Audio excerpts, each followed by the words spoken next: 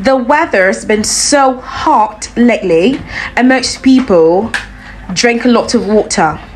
So let's take a pronunciation from this to this. How about instead of saying I'm thirsty, you say I am parched?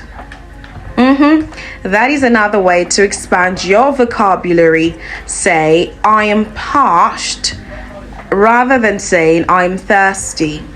Will you try it? I'm sure you'll try it. All right, I'm parched and I need to get some water.